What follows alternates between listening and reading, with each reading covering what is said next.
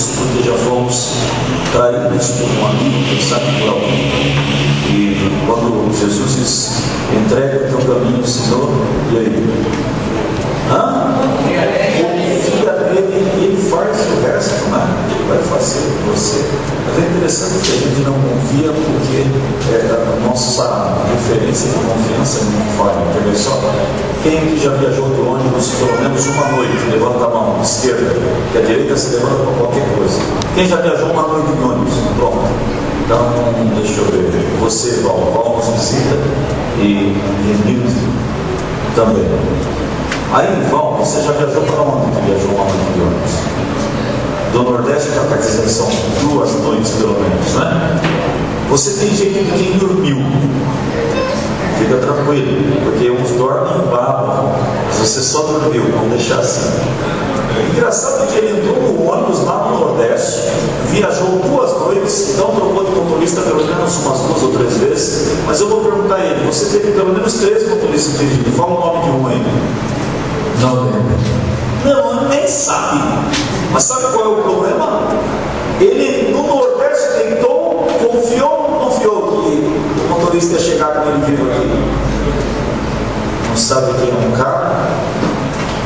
O camarada para de madrugada, come um prato daqueles grandes, você não sabe se ele vai infartar, se ele está descansado, confia a tua vida a um homem.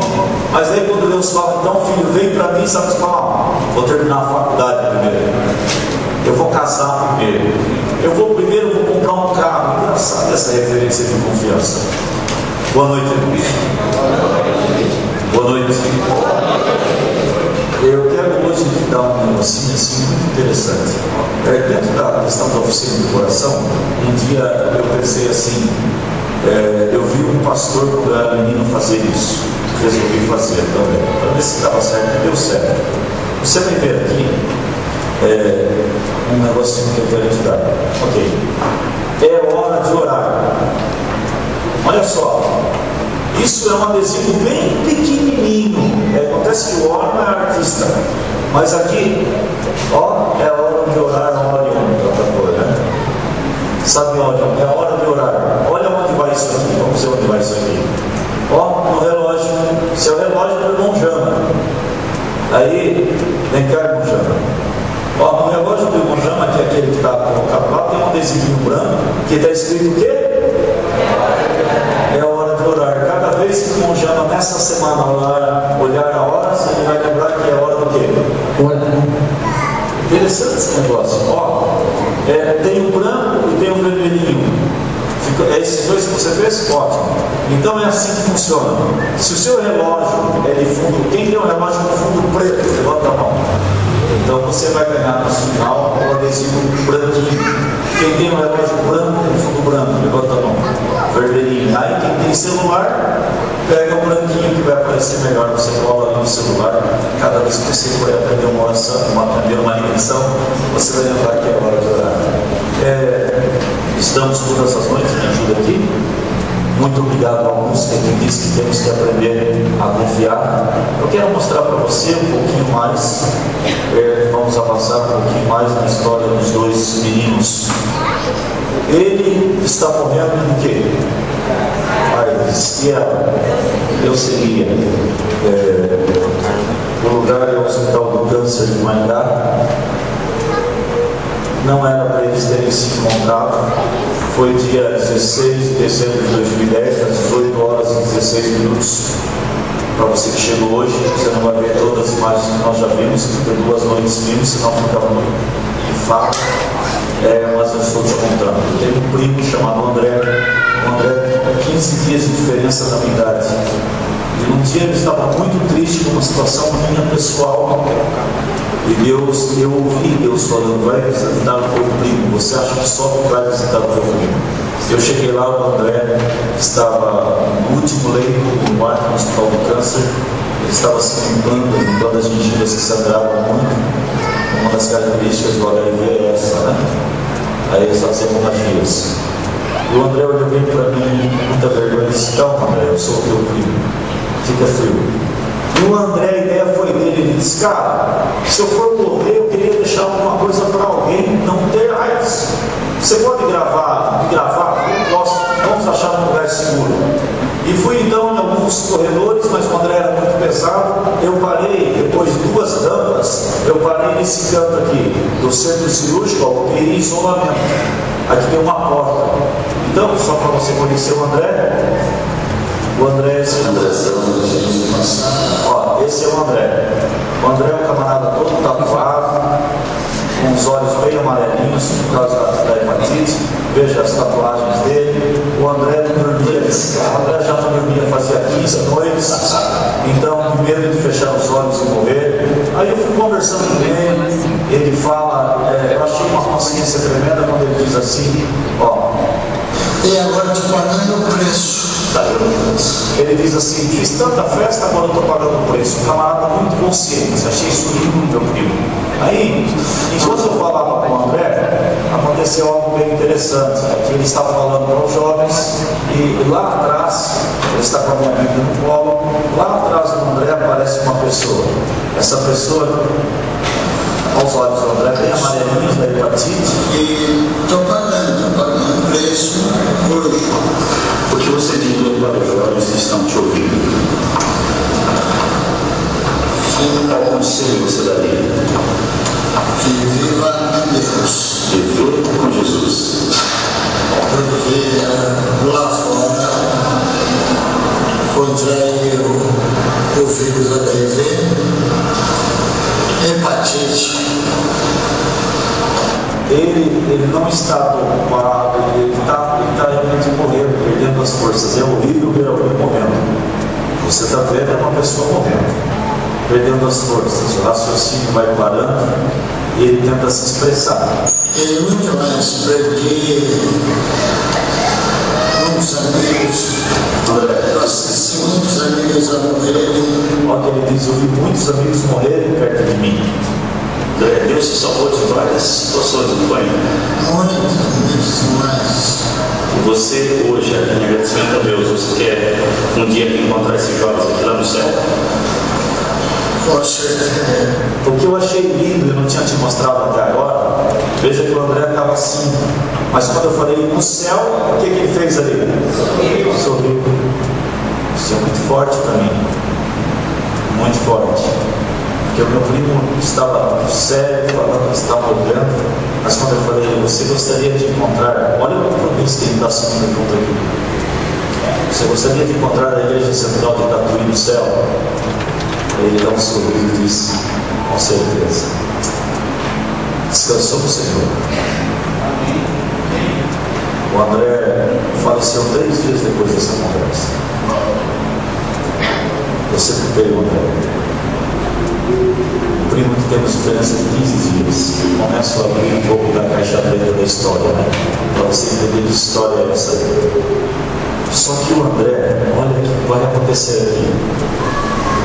Então diga assim, jovens, escolha Jesus. Jovens, escolha Jesus. Ontem eu não tratei nada com a moça que cantou. Ela cantou o quê? Escolha Jesus. Hoje a Érica vem e fala assim, eu tenho que aprender a confiar. Esse moço está morrendo e mostra que está aprendendo a confiar, sim ou não? Claro. E é interessante que em alguns lugares, quando colocava esse vídeo aqui, eu só usei em 3 lugares, e não usei como estou usando. A primeira vez que eu estou usando a prestações, é isso porque a igreja fez um projeto junto comigo. Aí, isso eu tenho que publicamente agradecer ao pastor Fabrício, ao irmão Jama, a Olha, que representa a liderança dessa igreja, por ter falado, pode diluir esse negócio. Olha só, no braço do André está escrito Felipe e Bruna. Você acha que é nome de quem? Os filhos dele. Ele já não tinha mais força para homenagear e ver os filhos crescerem, ele mandou tatuar no seu braço o nome dos filhos. Quando o filho de 12 anos viu assim, ai, isso é pecado, pai. Falou, fica frio, eu vou morrer, mas eu vou levar no meu corpo o teu nome, porque eu quero um dia te encontrar e eu tenho medo de não te encontrar no meio de todo mundo no céu. A cabeça dele mandou tatuar o nome dos 2. Já pensou?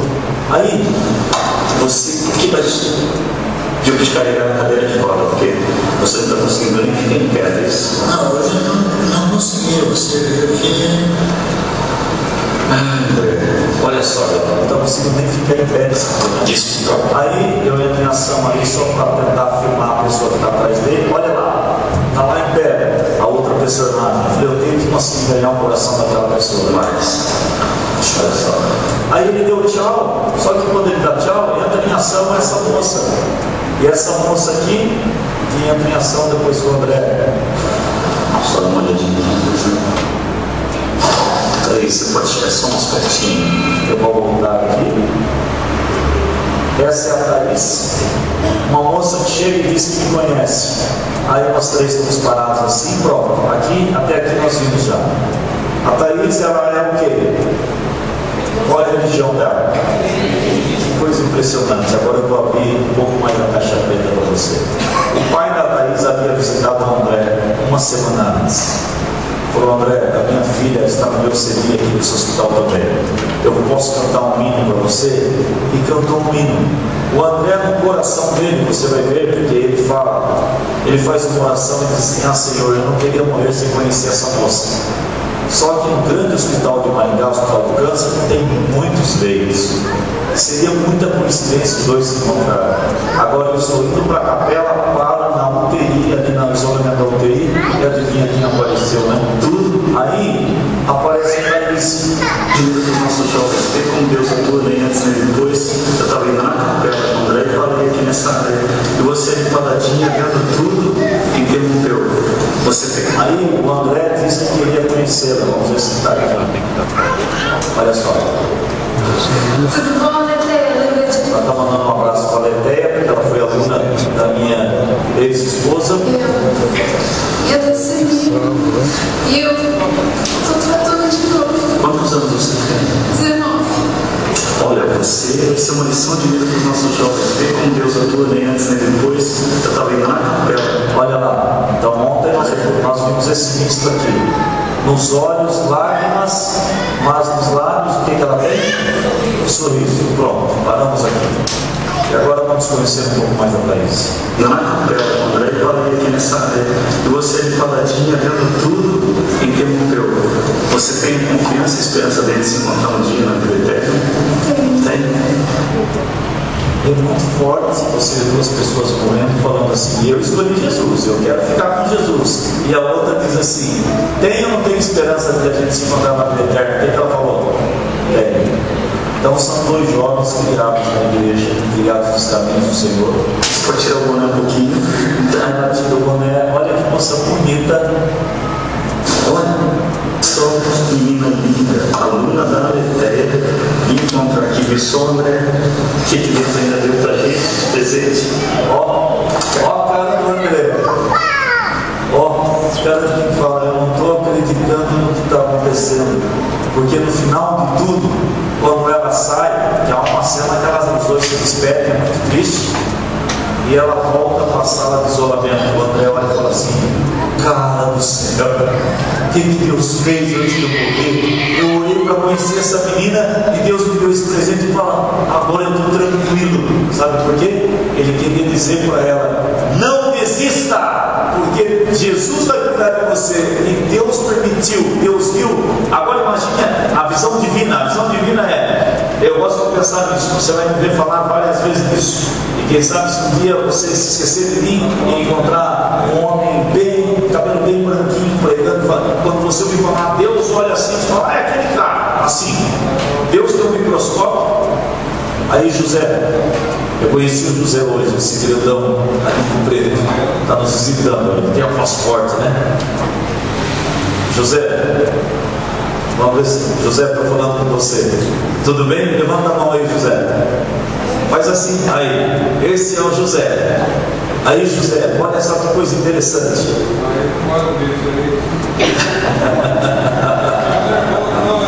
Viu só, José? Sabe que os grandões são muito sensíveis, viu? Isso! Se é como eu, choro até a inauguração do supermercado. Isso. Olha só, gente. Que coisa impressionante. Deus olha para o universo do seu trono, aí ele olha para o sistema solar, porque o sistema solar do universo é uma coisinha. Aí ele olha para o planeta Terra, ele afunila nas Américas, América do Sul, Brasil, aí ele olha no estado do Paraná, uma cidade chamada meio milhão de habitantes, ele olha no hospital do câncer, num leito ou numa cadeira de rodas, ele vê esse moço e fala assim: vou cuidar desses dois aí.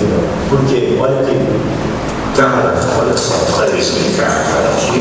Vem cá, vem perto do André. Ó, Vamos fechar. desculpa meu rosto não aparecer, mas é que eu trabalho com jovem, eu tô com a câmera assim, olha só que a gente faz.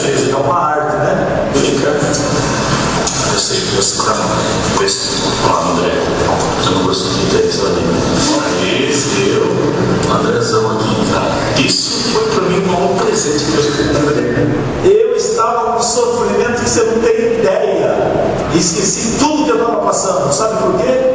Enquanto eu tinha vida, agora eu estava no meio de dois jovens que estavam se despedindo. E amanhã, Nós vamos encontrar um dia. amanhã eu te mostro a Thaís dando tchau para o André. Amanhã eu vou te mostrar o André falando que ele queria muito conhecê-lo. Mas hoje nós vamos voltar à oração de Josafá. Josafá era um homem que estava morrendo. Ele estava, onde ele estava, irmãos? Em cima de onde? Em cima de uma montanha. Ele estava muito mal. Se você chegou hoje, vou fazer uma retrospectiva breve para você. Estamos vendo a oração de Josafá. Josafá era um homem que estava em cima de uma montanha. Pode deixar assim que a gente já vai usar. Ele estava em cima de uma montanha, por todos os lados, inimigos subindo. Segundo Crônicas, capítulo 20, se você quiser abrir a sua Bíblia. Josafá percebeu que ia morrer, e a Bíblia diz que ele teve medo. O medo foi a primeira sensação do homem depois do pecado. E hoje foi muito interessante, eu estive lá no colégio adventista, e quando eu falei sobre o medo, eu falei assim: o medo foi a primeira sensação do homem depois do pecado. E o medo, quando eu falei e o medo, ele deu um grito assim. Você imagina que aconteceu com aqueles adolescentes: ai, que susto, o menino ficou mal, que assustei, pastor, não faz isso. Medo. E quando ele sentiu medo, ele começou a fazer uma oração.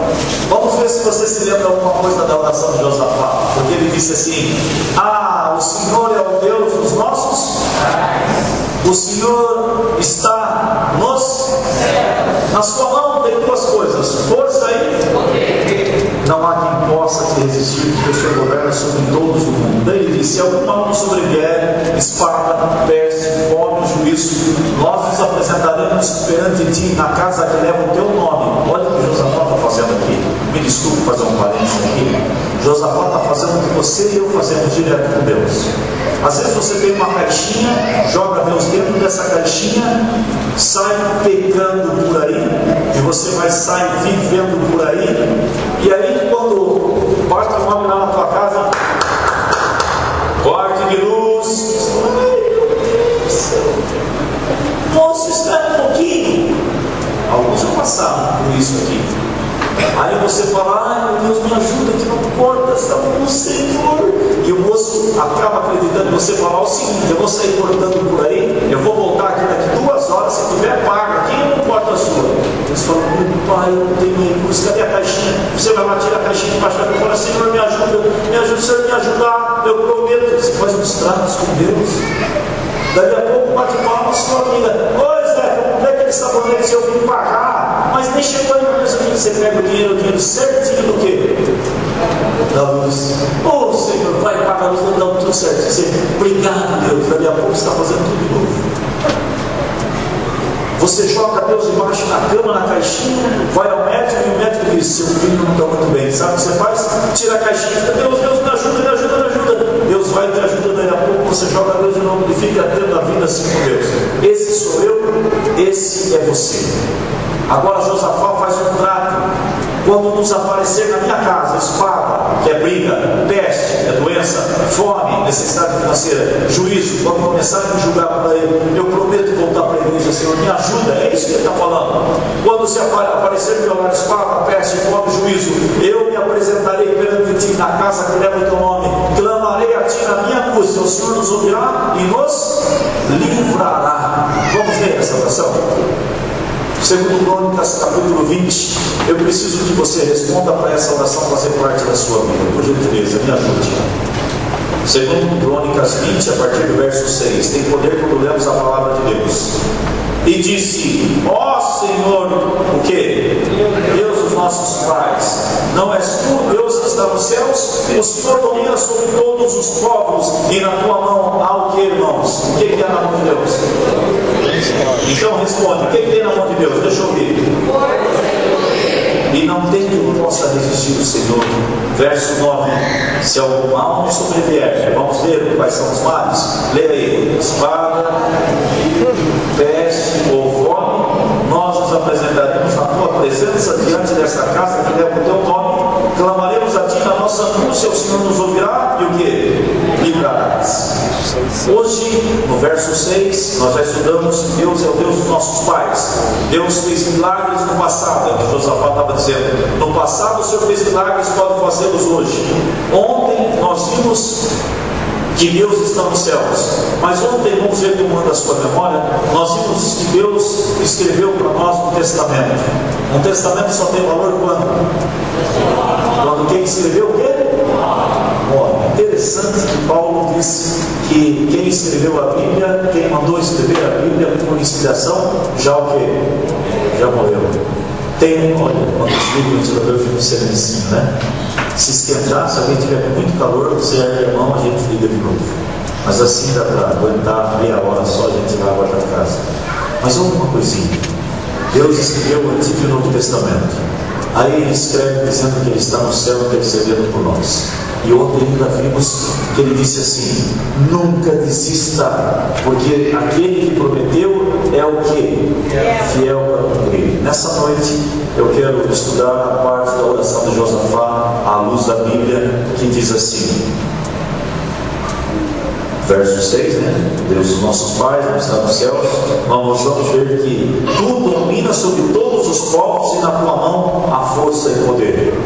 Abra por gentileza a sua Bíblia em Juízes 6. Juízes 6. Juízes 6. O livro de Juízes está um pouquinho para trás. Sabe que há um homem, fala muito bem dele, eu só vou falar bem dele também. Mas nós vamos ver uma ocasião da vida dele que às vezes não fala. Às vezes nós pregadores, os meus amigos pastores, padres, os sacerdotes, ao falar sobre esse homem, só fala de uma situação da vida dele. Por exemplo, quando você ouve falar de Abraão, você lembra que Abraão foi o quê? Pai da fé. Mas não lembra que Abraão quebrou o sonho de uma moça chamada Agar. Porque Abraão foi o pai da fé. E graças a Deus, sobre Abraão, Tiago diz que nunca se levantou um homem a quem fosse chamado amigo de Deus como Abraão. Que privilégio! Quando você ouve falar de Moisés, vem na tua mente que Moisés passou o mar vermelho, que Moisés tinha cajado, era um homem muito manso. Mas pouco se lembra que Moisés bateu um dia lá naquela rocha, e ela diz que a história de Moisés nos mostra que mesmo as coisinhas pequenas, os pecados bem pequeninos, pode trazer consequência que dure uma eternidade. E sobre Gideão, o que você ouve falar sobre Gideão? Que ele o quê? Que ele venceu uma batalha com quantos homens? 300 homens. Há aí uma igreja que tem os 300 de Gideão. O culto dos 300 de Gideão. Pronto. E você vai lá, né? É interessante o negócio. Antes dos 300 de Gideão, eu gosto de pensar em como Deus chamou Gideão. Gideão era um menino muito inteligente, eu chamava de menino. Gideão, como um bom desbravador, ele cumpria fielmente a parte que ele correspondia. Mas um dia Gideão viu uma coisa que eu nunca quero ver na minha vida. Eu já estou pedindo isso para Deus, não me deixa ver isso. Mas eu já vi uma vez. Quem aqui já foi assaltado? Diga eu. Chato isso, não é ruim isso?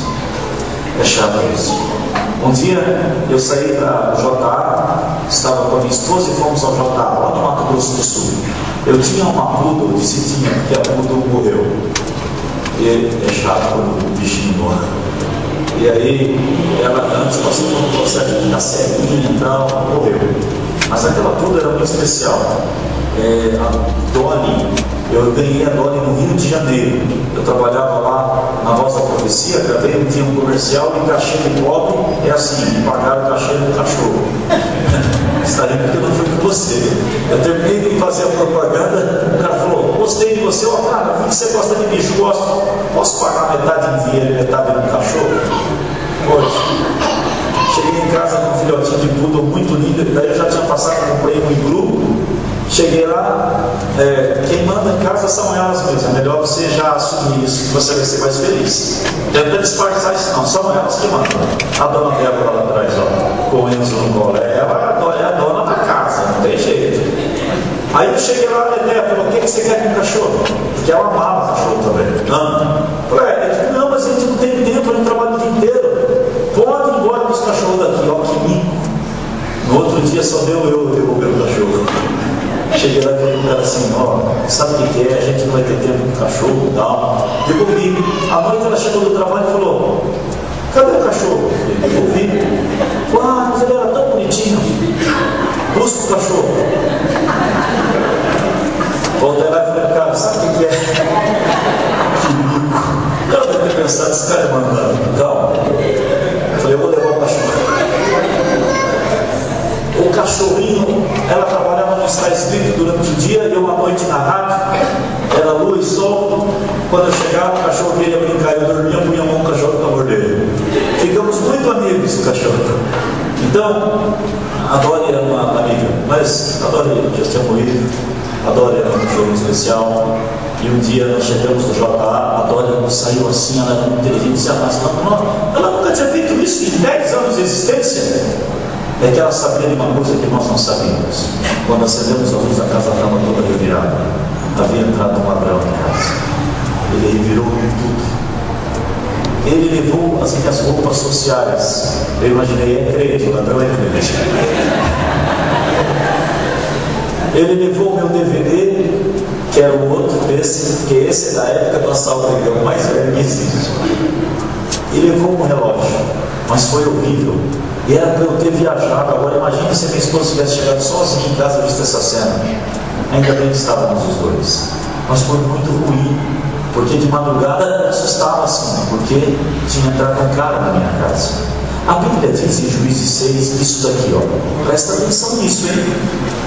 Juízes 6, vamos falar de força e poder. A força e poder nas mãos de Deus. O que há na mão de Deus mesmo? Não faça, fala aí. O que há? Força e poder. Então olha só, Juízes capítulo 6, verso 3. O 3. Sempre que Israel fazia o quê? Semeava, subiam contra eles midianitas, amalequitas e os filhos do Oriente. Olha o que eles faziam: contra eles se acampavam e destruíam tudo o produto da terra até chegarem a Gaza, e não deixavam mantimento de Israel, nem o quê? Ovelhas, nem o quê? Nem mesmo o quê? Agora dá uma olhada, verso 5: subiam com os seus rebanhos e tendas como o quê? Gafanhotos. Eram tão numerosos que o quê?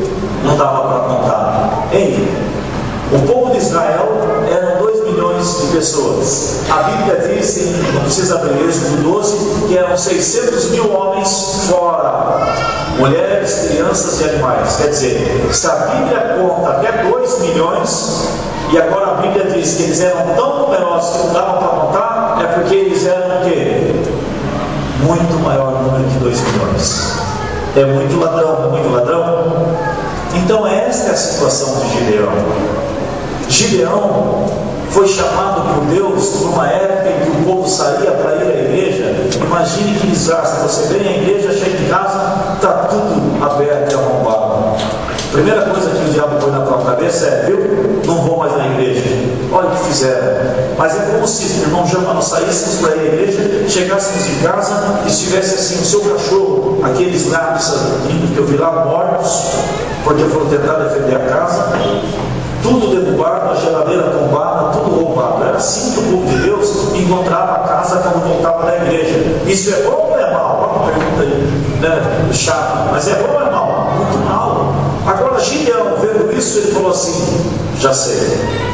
Porque a Bíblia diz que sempre que o povo semeava, então eles ficavam com um binóculo assim, ó. Semear, está na hora da colheita. Quando estava na hora da colheita, antes que o povo de Deus comece, eles roubavam. Então Gideão, me desculpe, vamos me ajudar. aqui na frente, até essa moça aqui, tudo bem com você? Bom dia, bebê. Aqui na frente, até essa moça aqui, é plantação. Dona Sônia, que bom vê-la. Tudo bem? Dona Sônia, a senhora tem boas mãos para cozinhar, e eu tenho certeza que outras coisas mais. Mas aqui a sua turma, até aquela moça ali, vai ser a turma do pêssego. Vocês são uma plantação de pêssego, tá bom? Então vocês são o que mesmo? Não, está muito desanimado isso mesmo. O que vocês são mesmo? Melhorou, já é um pêssego bom. Daqui para trás, vocês serão maçãs. O que vocês são mesmo? Agora, dali de trás até aqui, vocês serão abóboras. Tá vendo? Fazer o quê, né? O que vocês são mesmo? Abóboras. Ah, entraram em depressão, só porque são abóboras. O que vocês são mesmo? Ah, e daqui para frente, até o irmão Jama, daí de trás, até o irmão Jama, vocês serão cebolas. O que vocês são mesmo? Olha, a turma mais forte é a turma da cebola. Agora, só para você entender o que acontecia, a Bíblia diz que sempre que o povo semeava, os ladrões vinham. Se fosse colheita de cebola, onde que eles iam atacar? Levanta a mão as cebolas. Aqui. Se fosse pêssego, onde eles iam atacar? Aqui. E se fosse abóbora?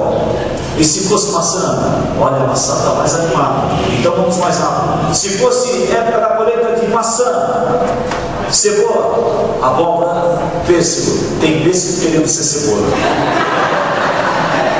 Sabe que você tem um jeito de cebola mesmo? Mas sabe, sempre, a Bíblia diz que era sempre. E quando a Bíblia diz que era sempre, é porque era o quê? Sempre. Porque tem gente que fala assim, nunca mais eu vou naquele lugar. Mentira. Já fui professor de adolescente e um dia eu cheguei na minha sala ambiente, as duas amiguinhas estavam sentadas separadas, eu cheguei, tem que ser discreto. E aí? Ela brigou comigo, nunca mais eu falo com ela. No outro dia, entrei para dar aula, aí eles entraram, sabe como elas estavam? Sentadas juntas, porque eu nunca mais já tinha passado. Quando alguém diz nunca, sempre, todo mundo, ninguém gosta mais da gente, olha aí, como ninguém? Você tem pelo menos um cachorro que anda no rabo quando você chega? Ora, claro que você tem, está todo mundo falando de você. Você acha que eu já não vi isso? Está todo mundo falando de você? Mentira! Eu não conheço o mundo todo. Tem um grupo de pessoas falando de você, mas quando a Bíblia diz sempre, é porque é quando? Sempre. Então, sempre que o povo plantava pêssego, o povo ia lá roubar com pêssego antes. Aí Gideão pensou assim: é época da colheita de trigo, eles vão atacar o trigo. Olha a cabeça de Gideão. Ele pegou o trigo e foi para baixo da uva. E embaixo da uva ele falou: aqui é um lugar seguro, porque não é colheita de uva, eu posso bater o trigo. Agora presta atenção, por que é que não pregam sobre isso? Gideão estava perto, lá em cima do piano. Sabe, Gideão, se você perdeu ontem, já perdeu, você nem sabe o que é isso, né? Mas sabe, Gideão foi embaixo da uva e começou a bater trigo assim, ó. No coração ele pensava assim: esse é o último trigo que sobrou, vou fazer dele alguns pães, nós vamos comer e vamos morrer, como a viúva de Serepta. Acontece que ele não sabia uma coisa. Eu vou pedir, irmão, você pode me ajudar? Coloque essa cadeira aqui, por favor. Essa cadeira, coloque aqui, por gentileza. Muito obrigado. Pode voltar para o seu lugar, muito obrigado. Ele está muito feliz que a esposa dele, Elilde, está hoje conosco também. Eu estou muito feliz pela sua presença aqui, tá? Aí, olha que coisa impressionante. Juízes capítulo 6, verso 11. E temos mais 15 minutos só.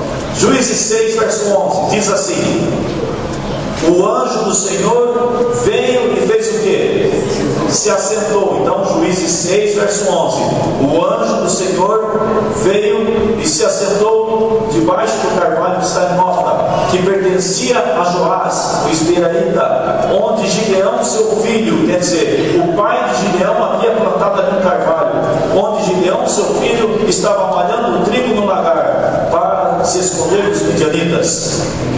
Ellen White diz que quando a Bíblia diz que é o anjo do Senhor, é porque é quem? Jesus Cristo. Que privilégio. Ali estava Gideão, sozinho. Achava que estava sozinho, buscando força para viver, buscando força num punhado de trigo, batendo trigo. E a Bíblia diz que Jesus estava sentado embaixo da árvore que ele havia plantado, olhando. Não sei se você já assustou alguém ou já se assustou, mas um dia fui fazer uma semana de oração ali no MASP, em São Paulo. Me pediram para fazer um culto 6:30 da manhã com professores.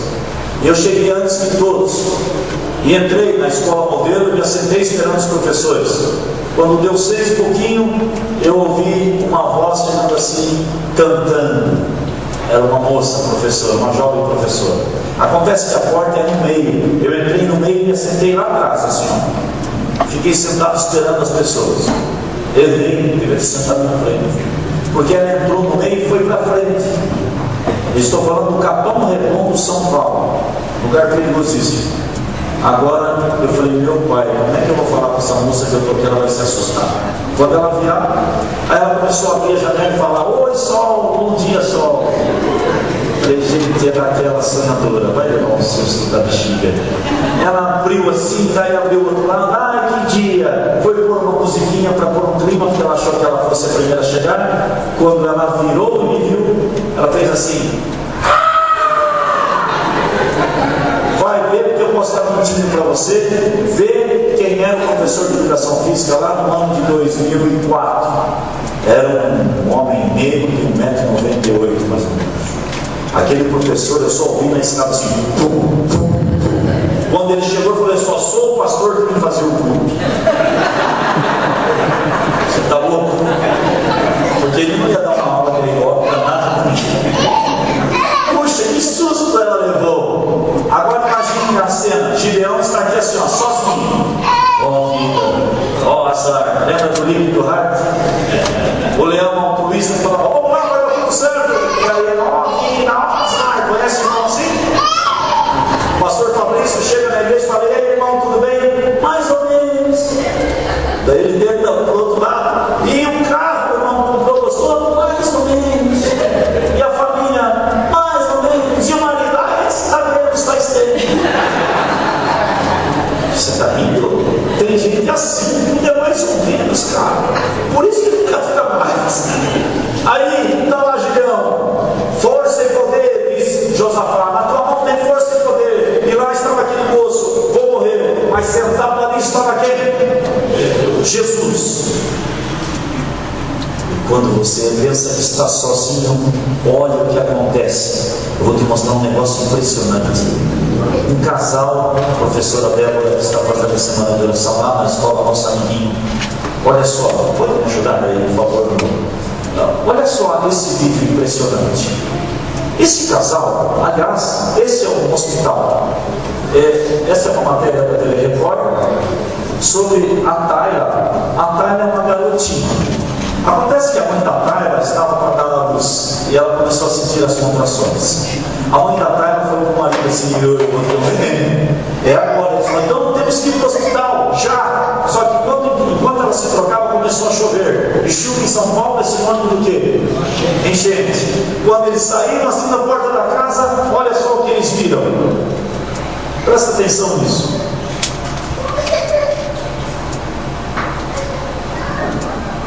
São Paulo, a maior cidade do Brasil, enfrentou essa semana outro dia daquele de ficar na memória. Choveu muito e as obras para enfrentar a enchente não pode dar. Resultado, plena correria de fim de ano, boa parte da cidade simplesmente parou. Nossa equipe foi testemunha de histórias dramáticas de vida e morte. Histórias do quê? Vida e morte. Você sabia que tudo na nossa vida está envolvido bênção e maldição, vida e morte? Vou pregar sobre isso amanhã. Olha lá. Olha aí. Um para-choque, quer dizer, está quase no meio do ônibus, então a água está pelo menos nessa altura, 1 metro. Quando eles saíram nesse dia, e o dia foi o dia 8 de dezembro. A solidariedade salvou essa mulher que entrou em trabalho de parto no meio de um congestionamento.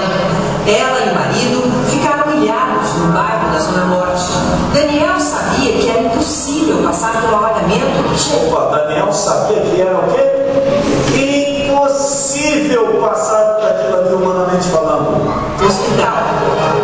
Naquele momento que eu saí do carro, eu me senti muito sozinho. Na verdade, eu me senti desesperado em ver que não tinha ninguém. Pensei em Deus. Eu falei, bom, Naquele momento, olha a cena, ele, uma mulher buchudinha, um molequinho para nascer, ele se sentiu como?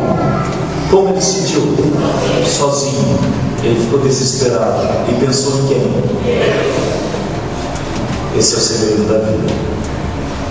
Quando esse homem se sentiu sozinho, ele fez uma oração. Presta atenção na oração dele, por favor. me dá uma força que eu estou sozinho. Ó, ele pensou em Deus e disse: me dá uma força, eu estou sozinho. Quantas palavras foi a oração dele? 6. Vamos falar 7, né? Me dá, são 2, mas estão pequenininhas. Me dá uma força, eu estou sozinho. Pensei em Deus, me dá uma força, eu estou sozinho. Olha só, você vai ouvir de novo.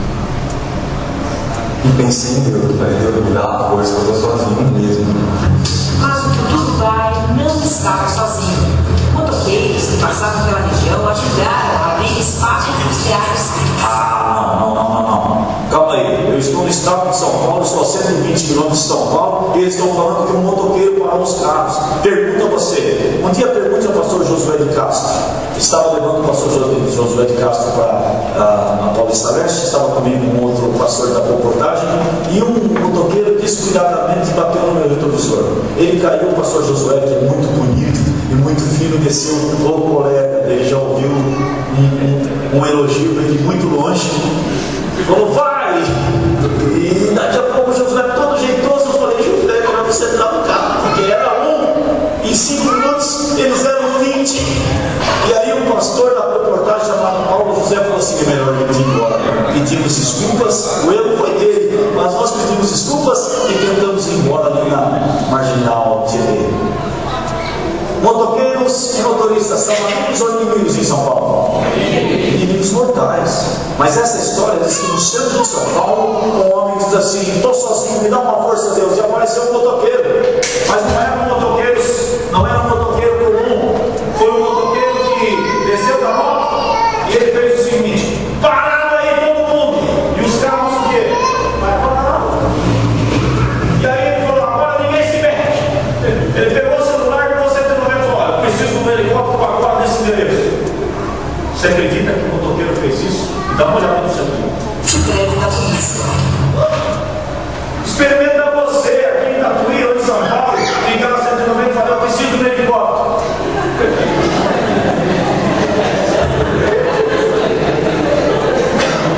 Tá bom, melhorar o negócio.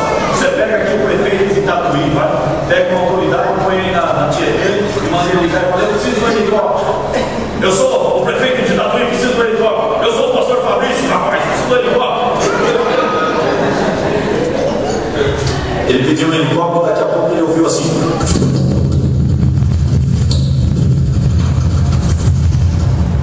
Cara, impressionante. Você gostou do helicóptero? Eu também sei fazer o aviãozinho, ó.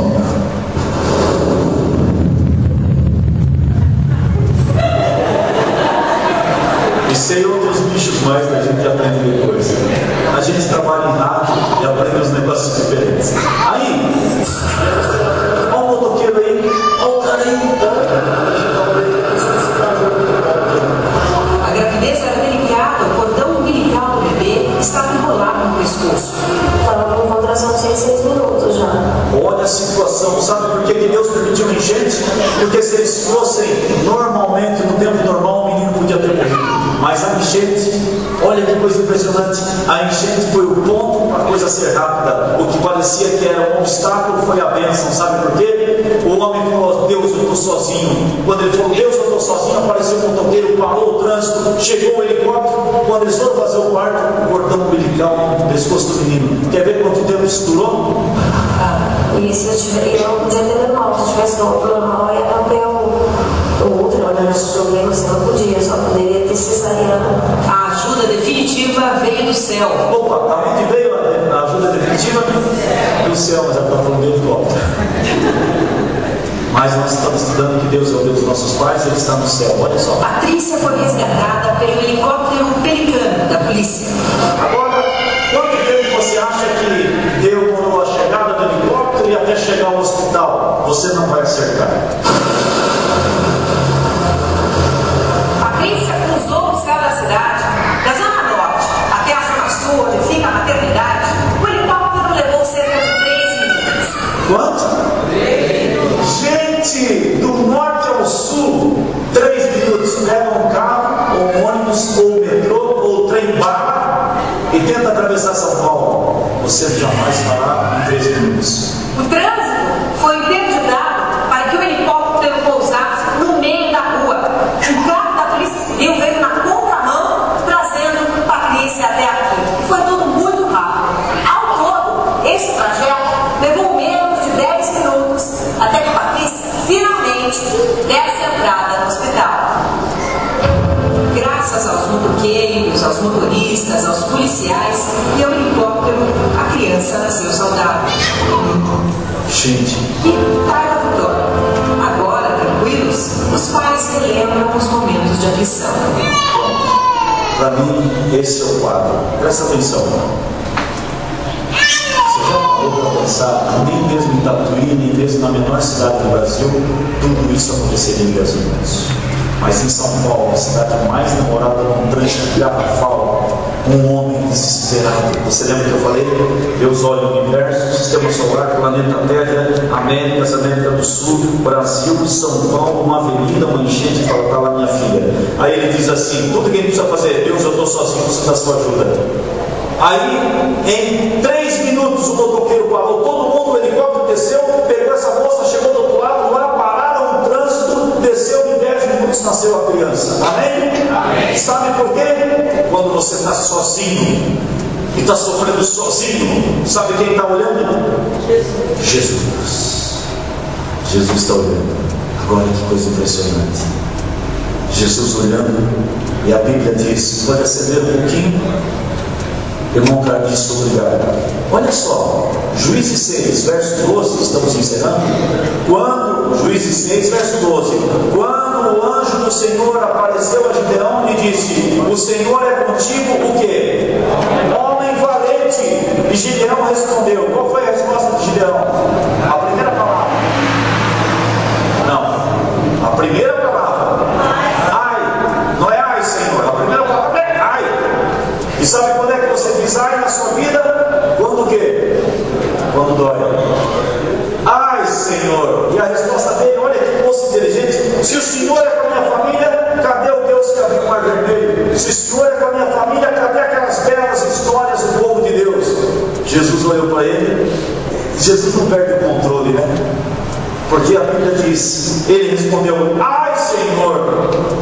Se o Senhor é conosco, por que tudo isso está acontecendo na minha família? Pastor, se Deus está comigo, pastor Fabrício, por que meu filho está doente? Se Deus está comigo, pastor, por que eu perdi o emprego? Se Deus está comigo, por que eu perdi a esposa? Se Deus está comigo, por que eu perdi o ministério? Se Deus está comigo, por que eu erro tanto?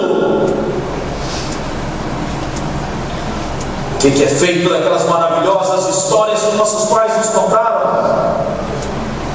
Não nos fez o Senhor subir do Egito? Por que agora o Senhor está nos desamparando? Olha que moço inteligente. Ele diz assim, o Senhor tirou o nosso povo do Egito. Se o Senhor é Deus, cadê o mar aberto? Se o Senhor é Deus dos nossos pais, ele falou isso, por que você nos abandonou? Jesus podia ter falado, cala a boca, rapaz. Olha o que você está falando. Mas Jesus os ama e Jesus respondeu. Verso 14. O Senhor olhou para ele e disse, vai nesta tua força e livra Israel das mãos dos midianitas. Sou eu que estou te enviando. Um dia eu cheguei para um pastor, falei assim, pastor, o clube de desbravadores, a igreja central de Maringá, década de 80, esse clube de desbravador vai afundar. Não tem líder nesse clube. O senhor, pastor, é muito fraco, viu? Eu tinha 12 anos, 11 anos. O senhor está pensando o que da vida, pastor? Olha, aqui está morrendo no clube. O pastor deu um sorriso e o nome dele é Eliseu Lira. Eu sei. Pastor Lira era um jovem pastor da escola adventista de Maringá, olhou para mim e falou, Lira. Mas vai você ser esse líder, rapaz. Você vai ser o líder agora. Você tem que ser o líder, porque agora eu quero ver você relevando. Eu fui puxando assim, por que eu fui falar? Que inteligência do pastor Lira quando ele olhou para mim e falou, porque ele é muito inteligente. E todo homem acerta e erra. Eu não sei nem como é que foi pastor aqui ou na CPB, para mim não interessa. O interessa é que um dia o Lira cruzou no caminho e falou, não tem líder, vem não! Ele olhou para mim e falou, então vai ser você o líder.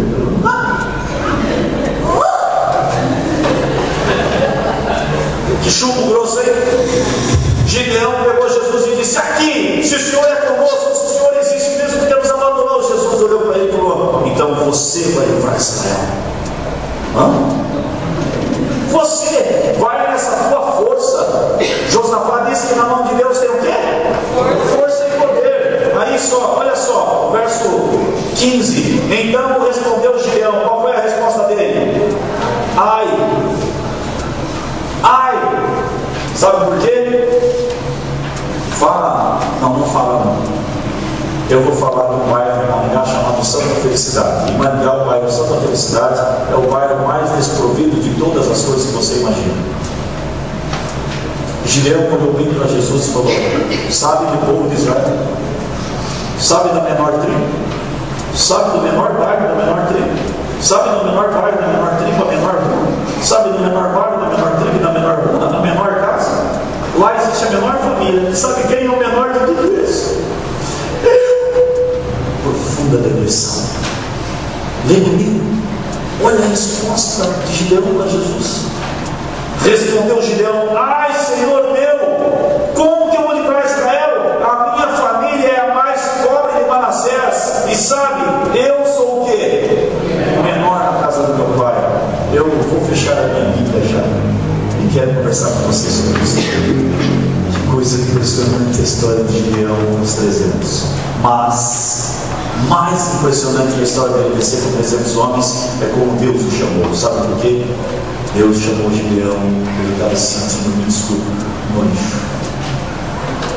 Deus olhou para aquele homem sofrendo e falou, aí está um filho meu sofrendo, aí está uma filha minha morrendo, aí está um filho precisando de ajuda. Se ele me pedir, Deus seja ansioso esperando você falar assim, pede ajuda, ora, pede ajuda. Mas por que Deus não ajuda sem pedir, pastor? Deus está ali na luta cósmica entre o bem e o mal. Aliás, quando você ouve alguém falar que é uma luta muito forte entre o bem e o mal, essa luta não existe. Porque se Deus é Deus, se Ele quiser, Ele faz assim, Satanás morre. Entenda isso. É como uma formiguinha e o homem. Você vê uma formiguinha aqui e fala, uma formiguinha, então lá vai a formiguinha. É Deus e o diabo. É uma força muito desigual. Só pela misericórdia, livre-arbítrio e o amor de Deus, amor. Um amor que não tem que explicar. Você jamais conseguirá explicar Deus e o amor dele. Isso se aceita, Paulo. Então eu fico feliz de ter um homem da cristã do Brasil, fiel, sentado aí com as suas raízes. E eu ouvi falar que responsabilidade eu tenho nessa noite, Paulo, com você sentado aí. Sabe por quê? Gideão estava no pior momento da vida dele quando Deus o chamou. Davi, eu estou muito feliz de ver seu rostinho aí atrás. Eu pedi a Davi que fizesse um arranjo para estar, porque a Davi canta, é uma jovem valorosa na cerveja também. E eu preciso de todos vocês aqui amanhã de novo. E que vocês tragam amigos, não para me ouvir, mas para o teu amigo entender uma coisa. É quando você está na lata de lixo, pensa que nosso assunto, que a Bíblia diz que Jesus se assenta e fica te esperando, e Jesus vê você lavando a louça chorando. Jesus vê você cozinhando, e o filho chega e fala tudo quanto é coisa ruim do teu almoço. É tudo que tem. Mãe, ovo, de novo. Olha o versinho. Mãe, só não vai comer, só já comi. Mentira, porque você sabe que se comer, não sobra. Aí quando sobra, todo mundo sabe que você vai comer o resto dos outros, porque você é mãe, que é o bem da família, e sabe que a crise está grande em casa. Estou falando da vida de alguém, desculpa, eu não conheço ninguém aqui, mas eu tenho que te falar uma coisa. Quando Josafá disse, o Senhor é o Deus dos nossos pais, o Senhor está nos céus, quando ele diz, o Senhor domina sobre esse reino, e o Senhor tem força e poder, ele estava dizendo assim, Jesus pode fazer isso por você, porque depois deu lá um exército para esse homem gigante, foi ficando 30, 20 mil, 10 mil, 300 e ele venceu. Só que ele só venceu por um motivo. Quando ele estava na profunda depressão, Jesus interveio na vida dele e disse assim: se o Senhor é Jesus mesmo, olha Senhor, ó Gideão, que moço inteligente, se o Senhor é Jesus mesmo, espera aqui que eu já volto. Se você continuar lendo em casa, você vai ver que ele foi preparar um cabrito e pão, voltou. Eu perguntei para o gaúcho: quanto tempo leva para fazer um cabrito? O gaúcho perguntou: para fazer tudo, tipo, tudo. Para pegar o bicho, uma meia hora, 40 minutos. Para caminhar, ele foi falando, são umas 5, 6 horas. Para fazer o pão, quer dizer, Gideão, se foi meio-dia, Gideão falou para Jesus: espera aí que eu já volto. E ele subiu, dona Sônia, com esses olhos claros seus. E ele voltou 6 horas depois. E sabe quem estava ali esperando? Jesus. Foi. Amém.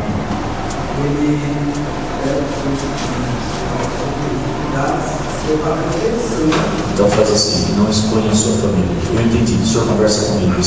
Ele está muito voluntário, o coração dele está querendo falar assim: olha só, ele está dizendo que há um milagre parecido na família dele, e há uma sua, porque há uma minha. Eu tive um pai alcoólatra, eu tive uma mãe que colocou o joelho no chão e Deus tirou a bebida do meu pai. Mas sabe por quê? Nos momentos mais tristes da minha vida, eu vi a minha mãe orando. E quando os momentos mais tristes da minha vida chegam para mim, e alguns amigos falam: agora vai afundar, eu falo assim: Deus, vê o que o Senhor vai fazendo aí. E não me importa o que vai fazer o homem, porque a Bíblia diz: se Deus é por nós, e agindo eu, quem impedirá? É o que Deus diz. Só que isso irrita pessoas. Quando alguém fala muito veementemente que Deus vai agir e vai fazer, eu quero te provar nessa noite. Você vai ouvir uma música, me ajuda? Porque senta aqui na frente, eu vou te contar a última história. Eu era pastor aqui em Conchal, pastor estudante, senta aqui pertinho de mim. Então. Pastor em Conchal. E me chamaram para ver uma moça católica. E eu fui ver a moça católica. Cheguei lá estava uma boa católica, com um crucifixo no pescoço de madeira, uma foto assim de jovens. Eu falei: mas que jovens bonitos eu vou ver. E quando eu entrei no quarto, ela disse: oi pastor, que bom que o senhor veio, porque não veio ninguém me ver da igreja católica. Me desculpe a realidade, eu estou falando mal de nenhuma igreja. Ele: tá bom, eu era só um estudante de teologia. Eu fui orar e ela falou: o senhor viu minhas fotos? Então eu entendi que a moça linda das fotos era aquela moça também linda, mas muito diferente da moça das fotos. Ela estava com câncer. E aquela menina disse: pastor, eu sou administradora de empresa. Desculpa, mas ela disse assim: sou uma pessoa qualquer, sabe, pastor? Nós lutamos muito aqui em casa. Agora que eu ia ajudar o meu chefe a administrar o supermercado dele, eu senti uma dor nas costas e estou com câncer. E sabe, pastor, estando com câncer e sendo uma jovem ativa universitária para se formar em administração, hoje eu tenho um grande desafio, a formatura. Ela falou: e eu não consigo ir ao menino, pastor. Eu falei: ixi, eu não podia ter vindo. Ela me olhou assim e disse: hoje o maior desafio é dar 3, 4 passos. Eu estou aqui morrendo. Por que isso está acontecendo? Aí eu olhei para ela e falei: calma. Ela falou: quer ver, pastor? Eu pensei que eu fosse agora me formar e ter dinheiro para comprar um edredom. Olha o que ela pediu para mim: um edredom. Será que eu morri e não vou saber o que é edredom para cobrir? Ela estava com um cobertorzinho. Eu estava fazendo uma semana de oração na igreja da Alvorada, aqui em frente do NASP Campus 1. Eu montei lá na Alvorada isso, eles arrumaram cada evento comigo. Eu cheguei, pude chegar com um aluno com um edredom gigante assim, e falei: isso é edredom. Olha, a mocinha se cobriu pedindo, falou: é muito macio, é bom demais. Aí a mãe me chamou no canto e falou: pastor, conversa sós com ela. Eu e a Leté ficamos ali. Ela contou para mim assim: tem dia que eu quero muito morrer.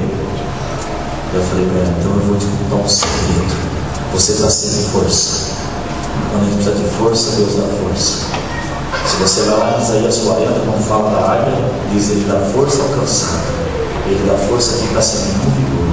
E para ela eu falei assim: tem 2 chavinhas na sua cabeça, 2. Uma está do lado de cá, outra do lado de cá. A do lado esquerdo está dizendo assim: eu quero viver. Liga esse interruptor, aperta, eu quero viver, eu quero viver. Porque o diabo vai estar apertando lá direito assim: eu quero morrer. Então você vai ligar quando eu quero morrer for ligado, você vai dizer o que ela dizia: eu quero viver. É isso aí, toca aí, fui bom. Visitei algumas vezes aquela moça e fui fazer uma semana de oração em outro lugar. E quando eu cheguei, recebi um telefonema no colégio. Eu morava onde o Zanoni mora, chamado de Pombal. É um lugar de estudantes, uma casinha grudada na outra. O telefone tocou, era para mim. E lá, essa que ele chama: Paulo, telefone para você! E eu fui para aquela. Alô, era a mãe dela: pastor, olha aqui que a minha filha está morrendo. E até eu consegui o meu carro velho, eu cheguei até muito velho, cheguei lá e ela já tinha morrido. Mas a mãe me disse uma coisa impressionante, pastor, eu não sei por qual motivo. Ela morreu dizendo assim: eu quero viver, eu quero viver, eu quero viver. E ela morreu. Eu falei: que responsabilidade a gente tem quando reparte alguma coisa com alguém. Eu nunca imaginava que, como uma aluna, eu fosse falar um negócio com uma menina e ela acreditasse tanto que ela morreu falando: eu quero viver. Na hora do sepultamento eu me emocionei demais, porque eu fui lá fazer o sepultamento. Pastor adventista sepultando católico. A mãe estava com uma camiseta escrita: eu quero viver. E eu não tinha forças para falar, porque eu sabia que eu tinha falado para aquela menina assim: menina, eu não tinha que falar. Eu olhei para ela e falei: o que eu falando com uma jovem morrendo? Eu falei: você tem duas chaves na cabeça. Uma, o diabo vai ligar dizendo: eu quero morrer. Mas Deus tem uma que eu quero viver. E morrer, quer dizer, hoje eu estou mais perto da morte que ontem. Mas eu quero viver. Eu quero viver bem. Por isso Paulo escreve: eu não consigo explicar o bem que eu quero. Faço. Mas o mal que eu não quero está toda hora me derrubando aí. E desculpa, é por isso que Cristo olha para você e diz: vem a mim então, deixa eu ser o seu Deus, dá a mão aqui para mim, larga a mão de ser egoísta e você tenta resolver tudo sozinho. Peça para Deus: eu quero viver, porque segundo Josafá, o homem, porque eu estou trabalhando com 2 jovens que estão morrendo. Porque quando é você está morrendo, você fala as coisas mais importantes da vida. E aquele homem percebeu que ia morrer, então se declarou para Deus e disse: o Senhor é o Deus dos nossos pais, o Senhor está aí no céu. Ele está dizendo: o Senhor pode, eu não posso mais nada. O Senhor domina sobre todos os povos e na tua mão tem o que mesmo que na mão de Deus? Força e poder. Amanhã eu vou te mostrar um negócio. Há um verso na Bíblia que diz assim: Deus dizendo: eu só posso ser forte na tua vida quando você está fraco. É lindo isso. Deus olhou para Paulo fraco, morrendo, e disse assim: pronto, Paulo, agora eu posso vir, porque até agora você estava cheio de você, porque é quando você está fraco que o meu poder se aperfeiçoa em você. Se nessa noite, desculpa, perdeu muito quem veio hoje, por um motivo. Hoje eu vou pedir força e poder dos céus. Eu não aguento mais esse mundo. Eu estou vivendo momentos muito interessantes na minha vida, e você da sua. Cada um vive o seu momento interessante. Mas eu tenho que te falar um negócio antes de você ir embora dessa noite. Quando Gideão estava sozinho e achou que pudesse morrendo, Jesus Cristo apareceu no canto. Jesus fica sentado na sua casa vendo você trabalhar. Jesus veio quando o filho bateu a porta no teu rosto e disse: quer saber de uma coisa, mãe? Só não serve para nada. E você nem sabe se ele vai voltar. Se você casou com alguém, se relaciona com amigos que são contratores, às vezes passa por cima da gente e depois chega assim: ué, por que você está triste? Quer dizer, ele simplesmente sorri, te arrebentou o dia inteiro, e à noite tem abraço e beijinho. Oh, Pai, nós somos assim. A música que ela escolheu cantar, que pedi para ela cantar, vai dizer que quando estamos fracos, sozinhos, chorando, é que o poder de Deus faz remover montanhas. É quando Deus move a montanha por você. É quando Deus te coloca em pé e diz: você está fraco, eu te dou força. Agora o problema, muitas vezes vamos buscar forças do nosso jeito. E às vezes depois que você tentou tudo, você, por isso a oração de Josafá, para mim, é uma das orações mais lindas da Bíblia, que ela foi feita por um homem que tinha certeza de uma coisa: eu vou morrer. É impressionante. E quando a gente se apodera nesses versos, diz assim: o Senhor é o Deus dos nossos pais, o Senhor está no céu, na tua mão a força e o poder, não há quem possa te resistir. Se espada, peste, falta juízo se apresentar na minha vida, e está se apresentando, porque espada está toda hora na sua vida, briga. Peste é doença, está toda hora por aí, precisa de doença. fome e necessidade financeira, o mundo anda em crise, juízo, às vezes falam de você, não desista do céu, nada deve tirar você do céu. E nessa noite eu vou cantar, que essa moça vai cantar, se você puder pegar um desses microfones. É a história desse casal. Esse casal foi tão abençoado, mas só foi abençoado quando o marido sentiu uma coisa: estou sozinho, não tenho nada a fazer, é impossível conseguir isso sozinho. E ele disse: Deus, eu estou sozinho. Sabe o que Deus fez? Deus parou um helicóptero, Deus parou São Paulo em tempo recorde, aquele calor com aquela garotinha chamada Taila no céu. Pode soltar a ideia, por gentileza? Enquanto essa moça canta, a Érica canta. Se a letra dessa música é letra da sua vida, porque é a minha, eu queria que você pensasse em ficar em pé. Mas tem que pensar. Chega desse hora de levantar, porque o pastor pede. Pensa e diz: eu quero na minha vida força e poder. E fique em pé, porque eu quero orar para você. Mas pense que essa letra diz: quando eu estou sozinho, quando eu choro, quando eu estou em luto, não consigo mais subir a montanha, Deus fala: vem filho. Ele remove a montanha. Ele diz: o Senhor é contigo, novamente. O Senhor é contigo.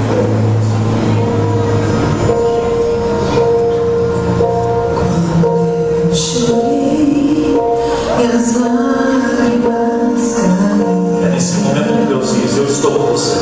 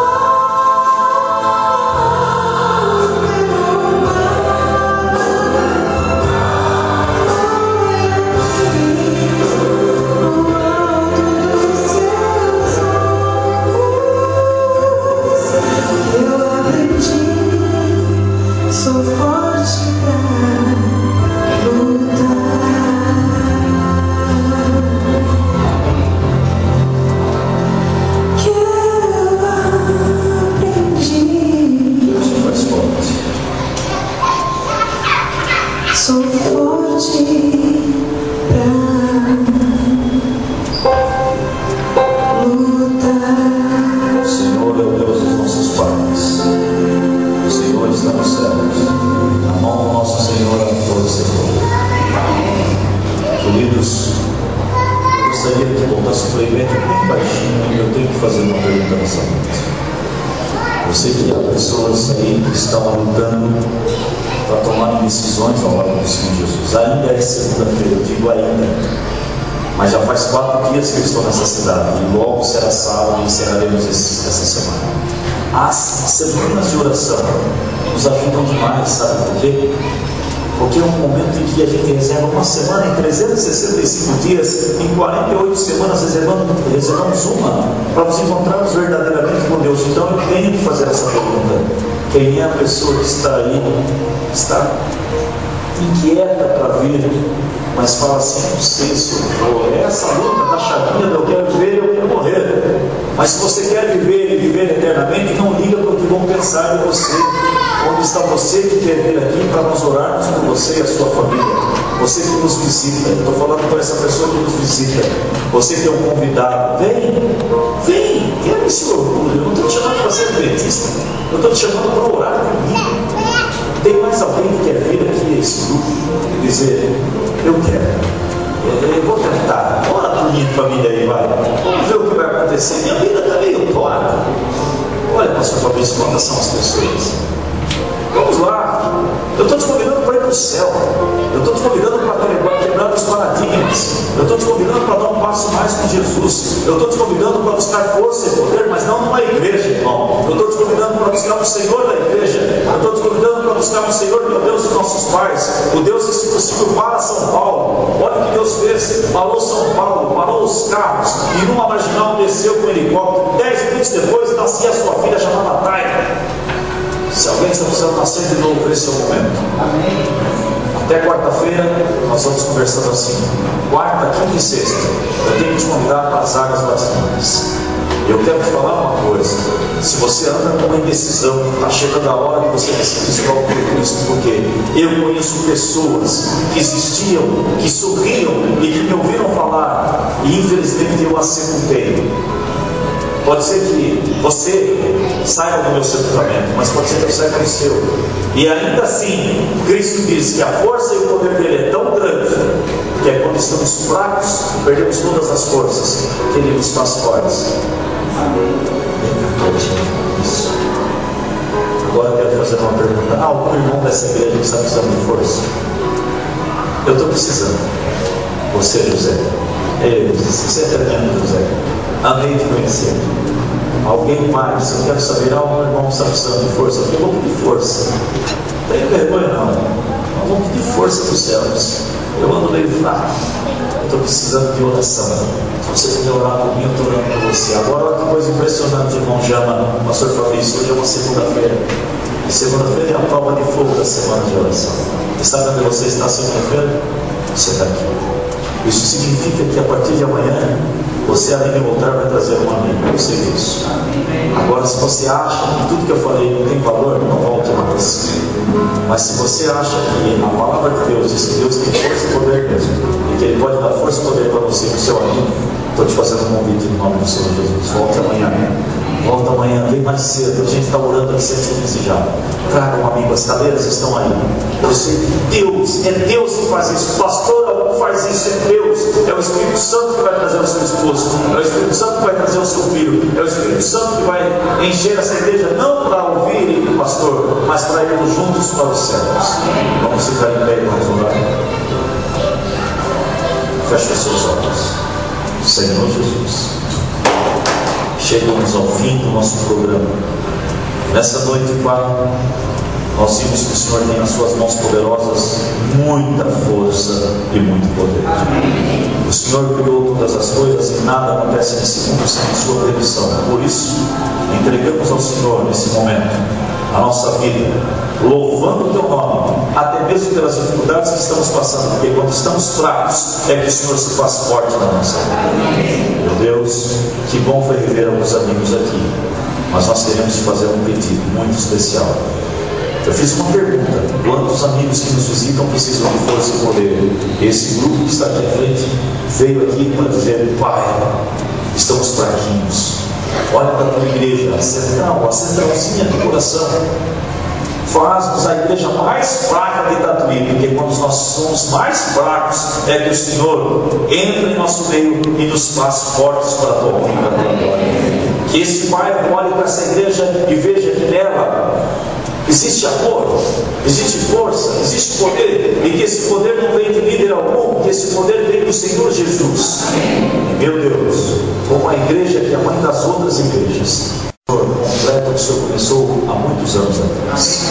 Cada tijolo colocado aqui, cada banco, cada ventilador, cada projetor, nada disso tem valor se o Senhor não estiver aqui. Então, Pai, seja o nosso convidado especial de cada noite ainda nessa semana. Mas agora, meu Deus, olhando para trás e vendo Josafá, pensando em morrer, vendo Gideão, achando que estava fraquinho, o Senhor estava ali sentado, olhando para Gideão. Então o Senhor olha para nós, e se o Senhor chamou alguém menino quando ele estava fraco, o Senhor pode nos usar hoje. Então o Senhor faz-nos fortes na rocha que é o Senhor Jesus Cristo. Agora, Pai, fazemos a oração de Josafá que diz: o Senhor é o Deus dos nossos pais. O Senhor está nos céus. O Senhor é vivo. E na tua mão, Pai, há força e poder. Não há quem possa te resistir. Se espada, peste, fome os juízos se apresentar no nosso lar, nós nos apresentaremos perante ti, aqui na tua casa que leva o teu nome, e junto com o pastor Fabrício, os líderes dessa igreja, clamaremos a ti na nossa angústia. O Senhor nos ouvirá e nos livrará. Entregamos a ti a nossa vida nessa noite, com perdão dos nossos pecados, como essa música disse. A primeira música disse que estamos aprendendo a confiar no Senhor, e agora, Senhor, nós vimos que o teu poder nos diz que podemos ser fortes para lutar. E Pai, faz-nos fortes para a tua honra e para a tua glória, para que o teu nome seja exaltado e para que esse mundo entenda que o Senhor está prestes a voltar para nos buscar. Cuida de nós, nos dê uma boa noite de repouso, nos traga de volta amanhã nessa igreja, não para ouvirmos o pastor falante, mas para entendermos que o Senhor é o Deus de todos os exércitos, é o Senhor que pode comandar esse mundo. E se o Senhor está prestes a voltar, os seus sinais estão dizendo que já um rei está se aproximando, está com passos firmes, e nós já podemos ouvir os passos de um Deus que se aproxima. Cuida de nós, nos dê uma noite tranquila, perdão dos nossos pecados, em teu nome. Amém. Dá um abraço que está ao seu lado, deseja uma boa noite. O pastor Fabrício vai estar com nós. Por favor, pastor Fabrício. É Ademir.